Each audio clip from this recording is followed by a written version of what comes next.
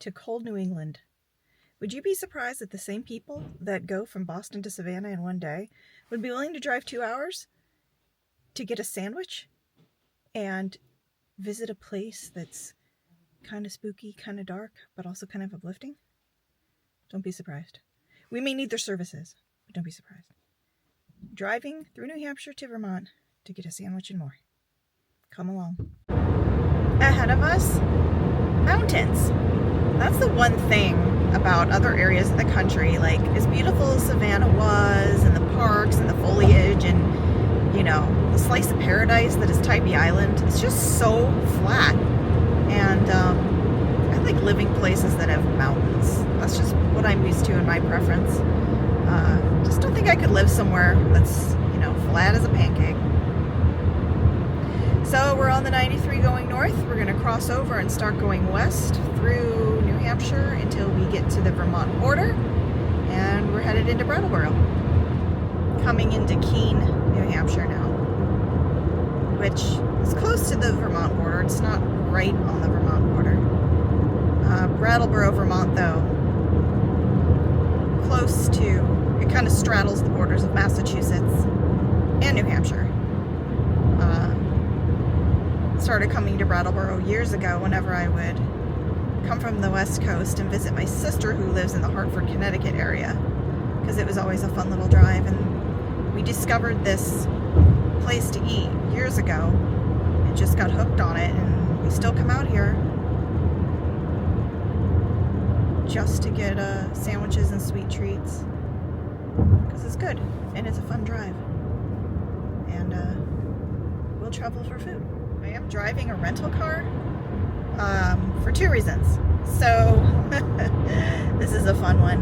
When we got in the car at Boston Logan on our way home from Savannah, and it was, you know, like past 3 o'clock in the morning, we get in the car and we're only made it to about Revere, which is just outside of the airport. My tire pressure monitor light came on, and Kay said, oh, it's probably just from being in the cold garage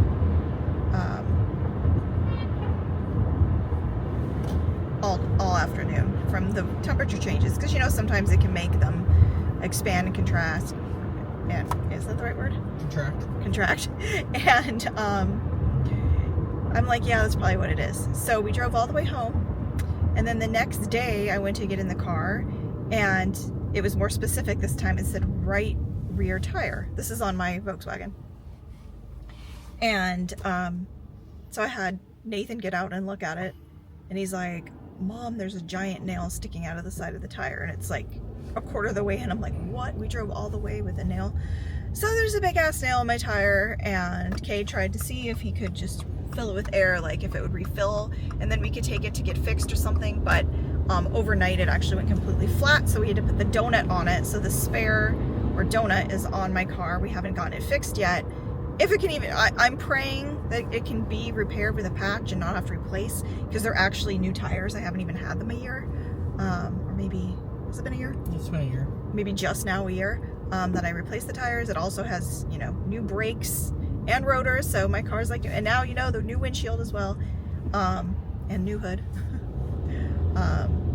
But yeah, I mean, it's no fault of the car or anything like that. It's just one of those things happen type of thing. But it does have a flat tire, so until we can get that fixed. Now, the other thing is, his Subaru Outback is at the Subaru dealership. While this is going on with my car, his Subaru is being worked on because there's a part on it that some models between 2019 and 2022, certain ones have a certain component that fail, and it does like all these weird things where it throws up codes and the heat doesn't work, and that's been happening for the last couple months.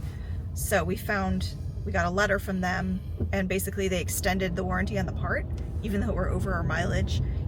It's a 2021, but you know, we've taken a lot of road trips and stuff like that, so it has a bit of enough mileage that it's not under the regular warranty anymore, but they extended the warranty on the part, so they are fixing that complimentary, and it'll be nice to have that up and running. It's a great car. So anyways, long story short, that's why I'm in a rental car. Right now I'm in a Subaru Crosstrek, which I have to say, very nice. Similar to the Outback, but it's a little like sportier, quicker. Drives really, really nice, but it is similar to the Outback, so I'm used to it. And only I can drive it because I was the one dealing with the car stuff, and they were very particular about their loaners at the dealership. But anyways, we get a brand new 2025 Crosstrek for the day, so that is why we are in a rental car. But we should almost be to Vermont. And that's good because it is almost 3 o'clock. It is Sunday, April, what is the date today? 6th. Sometimes one day just goes into the next, especially when you're adult. You guys know what I mean? Like, I can't keep track. And all I had today was 3 cups of coffee and a half a muffin. So that's not very good. I'm excited about, and these are just cold sandwiches. I mean, they have hot food. I think they even do hot food. They have tons of options at this place, but we like just their regular, it's on homemade bread. They use really good quality stuff. It's never weird. I love a good basic sandwich. Times we literally just come out here for this and then build our day around sandwiches. Why not, right? This guy in front of me in the truck had a giant tarp halfway hanging out like the entire time, and I was scared it was gonna blow off. Kay's like, oh no, I think something's weighing it down. Nope, it just came off, but thank God it went on the ground. That would have been like the ice incident. All right, crossing the river into Vermont. That would be the Connecticut River that Connecticut doesn't own. So welcome to Brattleboro. Land of hippies, patchouli oil, and communes. Listen, not everybody in Vermont is a hippie. I understand. Just most. It's this very unassuming, but always busy little red place here on the left.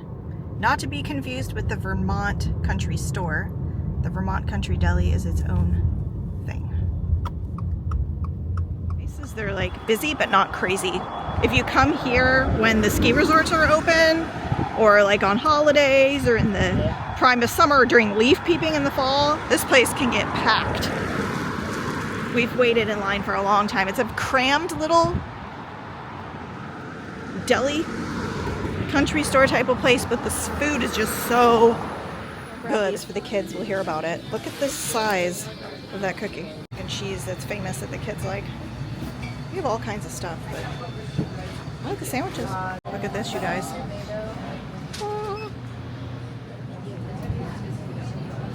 Perfect sandwich. I know. That's the thing. I don't know if it comes across. I mean, it may not look like much, but believe me, it is. And I never get roast beef anywhere. I'm like a turkey sandwich girl, but here, I don't know, for some reason I like it. I usually don't, but look at that. It's a thing of beauty. Times out of 10, we wind up landing on the French apple tart. It's like a tart base, then there's a layer of custard, apples, and crumb topping.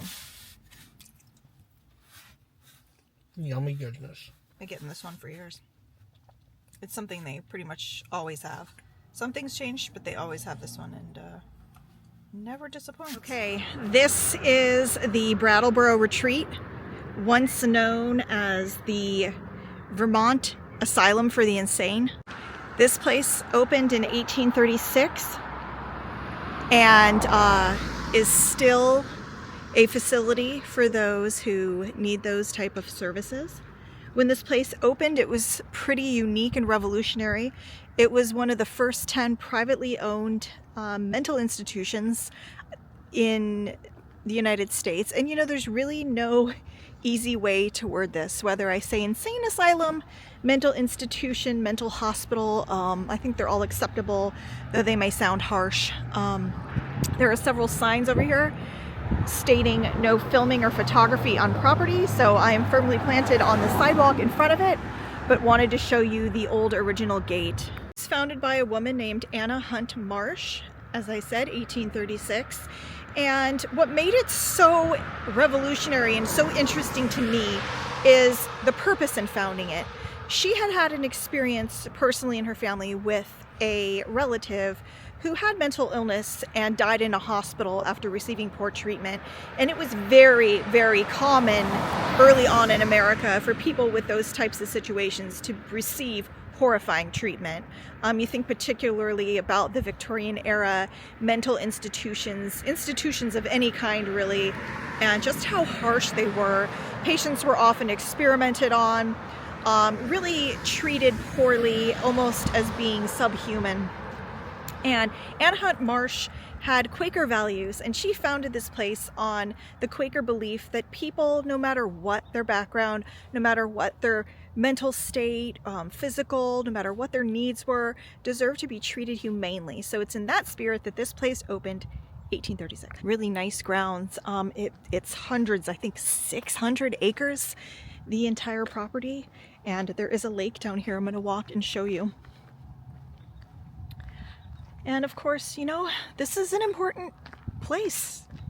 There's some folks that struggle with things and they need a place to go. And I agree with Anna, you know, everyone deserves to be treated with dignity, and must be comforting to people. Here you can see Anna Marsh Lane, named after the woman who started this. It must be nice for families to know, you know, hopefully the level of care here is still what it was meant to be. I can't imagine being in a situation like that. It's not something that I directly relate to, but I could imagine it'd be really hard. And families need to know that their people are being taken care of. So it's interesting, you know, this is just a little town in Vermont, like a lot of little Vermont kind of ex-mill manufacturing towns. This place has seen a lot of changes. For a small town, they have been having issues with crime and homelessness. A lot of lawlessness. Some of that is political, some of that is recent law changes, and they really need to have a turnaround and crack down. But it's a bakery and a fitness room all in one. Well, yeah, so that brings me to my next thing about the uniqueness of this place. Not only did they center it on the Quaker beliefs of everybody deserving dignity, but this was state of the art, because it's always been a place that they believe people should be treated, their mind, their body, and their soul. Swimming pools and a spa, and this is since the beginning, since the founding of it. Sports classes, art classes, different types of lessons, activities. They would take patients out on kind of field trips and make sure that all of their needs were met, and that, you know, if you had to be here, it would be as enjoyable as possible and would meet, you know, all of their needs, mental, spiritual, and physical, which, yeah, you know, those things are important, and definitely everyone deserves dignity and those types of things and a reason to go on. I can imagine that with some of these folks there's a level of despair, and they're trying to pull them out of their despair, so it makes sense. There is a cemetery over here where a lot of the folks, especially in the early days, that lived and passed away here are buried at. And there is a tower that some of the patients built back in the 1800s, and we're gonna go take a look. I'll be telling this with a sigh. Somewhere ages and ages hence, two roads diverge into wood, and I took the one less traveled by, and that has made all the difference. Robert Frost. Dedicated in memory of the men and women who found peace, caring, and tenderness in their time of need. See, I think that that's lovely. And worth noting, there's somebody is tapping for maple here in this little bit of forest land.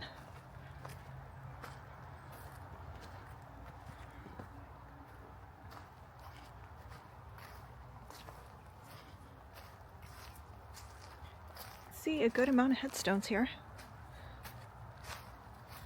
But it is nice that they were treated with dignity.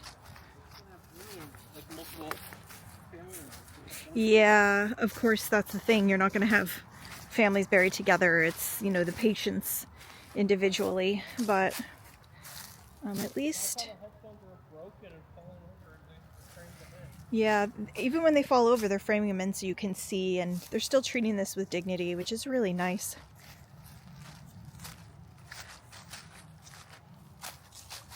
They're lost at time. It's an interesting place. But look how many have fallen over time, where they just fell through. Yeah, it's nice that they've done that though.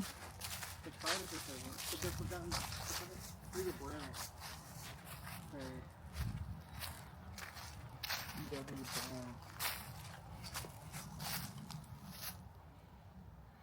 I imagine that most of these people lived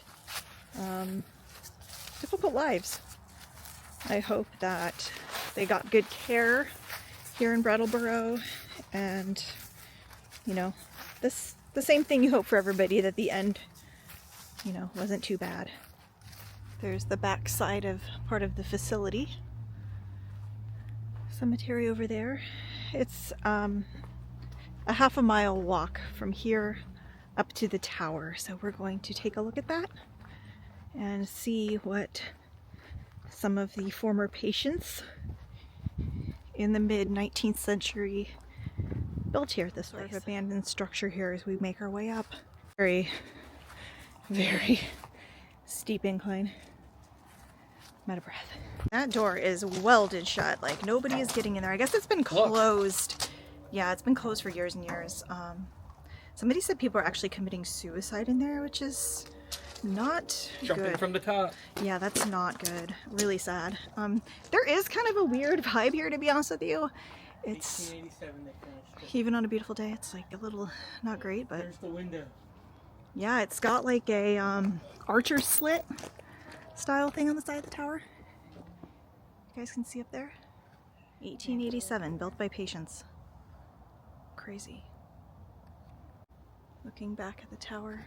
We're at the historic Meeting House Hill Cemetery in Brattleboro, circa 1765, and we're looking for a very interesting grave of a very eccentric, very interesting woman, as our tour of weird Brattleboro continues. In the meantime, here's some very nice examples of old headstones and burial sites. There's definitely a mix of eras in here. Believe me, we'll find it, you guys. We've been all over the country and world looking for relatives' headstones. We've done this in the middle of a cornfield in Nebraska, all over Illinois, different parts of the Midwest, the Pacific Northwest, New York outside of the city, and Scotland, all finding graves. So we are taking up the challenge of finding one very interesting, eccentric woman in her final resting place. Found it, and it couldn't be more unassuming.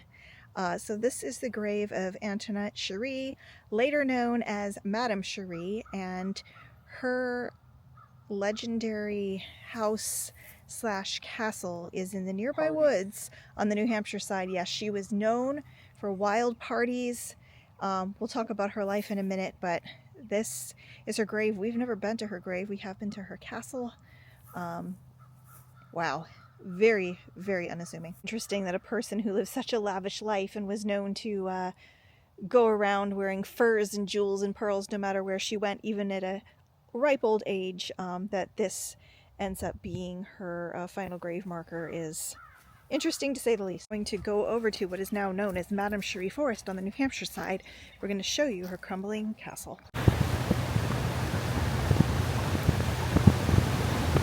Advice: if you're coming here and it's not summertime, use all-wheel drive, or maybe just don't come at all. That was extremely dicey. Definitely now during mud season. It was solid mud. We were slipping and sliding, and treacherous. This is pretty much the middle of nowhere. This is Chesterfield, New Hampshire. It's absolutely beautiful. The drive here is gorgeous. If you come during the summer, though, it can actually get pretty packed with people coming. It's been a couple years since we've been here, and when we first started coming here, her castle was pretty intact. Not like this in its heyday, but something between that and what we're about to see. Now it's very much in ruin, and I think it actually looks worse than this picture here with the foliage at this point. People have destroyed it and used to be able to climb on it and everything, and now it's all roped off. They don't want people anywhere near it. So this is the lady whose grave we just visited. This is Madame Sherri, a real eccentric. She was a seamstress, clothing designer for the Ziegfeld Follies. Born in Paris, lived in New York City, and then built an escape out here in Chesterfield in the forest on a beautiful piece of property. And in just a little bit of a walk here, we will come upon what remains of her castle. See, some beavers have been busy out here building a nice little beaver dam hut out here. There's the dam and there's their house. Yeah, look at that. Busy as a beaver. I love beavers. When the kids were younger, we did a whole homeschooling science. We did for like a year, we studied beavers. 150 yards to go. Wow, there is not much. Look at this. I know, it crumbled more. Whoa! If I still have the pictures, I will insert them now of what it used to look like.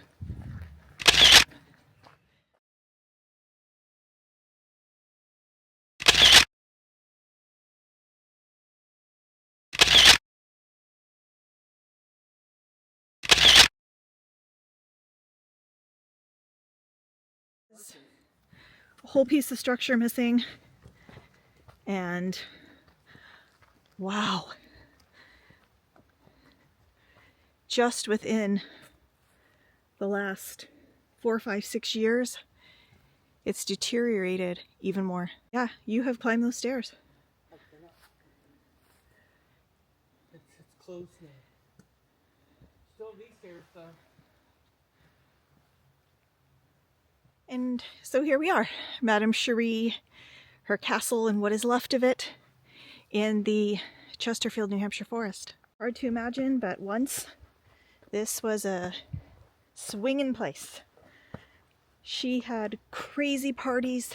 Her friends would come from New York City and stay for a week. They would pull all-nighters. She was quite the wild, eccentric lady.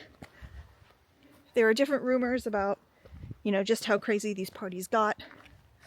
I don't really know. But she was notorious for being a wild one and an eccentric. She would dress in furs, wear her pearls, lots of makeup. To her, I think her whole life was a stage type of thing. Nickname, along with Madame Sherri, was the Queen of the Ball. There's been rumors that she ran a brothel. Nobody really is sure on that. She, like a lot of people who mismanaged their funds and partied too hard, did eventually lose everything. This once beautiful home fell into disrepair, and then there was a fire, and she passed away in 1965 and is buried where we just were, in Brattleboro, Vermont.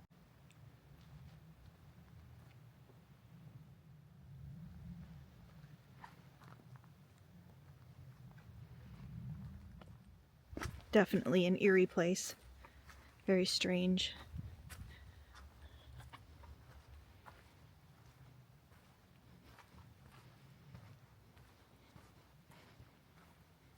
There's a rug out here.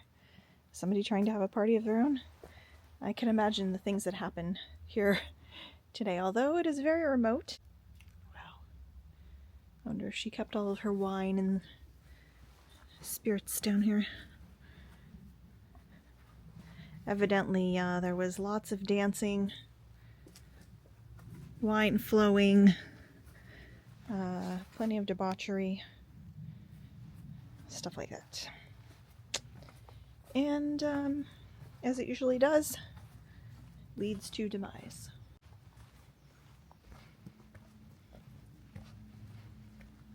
There is something so fascinating about abandoned places. See, these signs and the chain link fence, or the roped off fence. None of this used to be here. It is dangerous though. I see why they don't want people on this. So eerie and weird.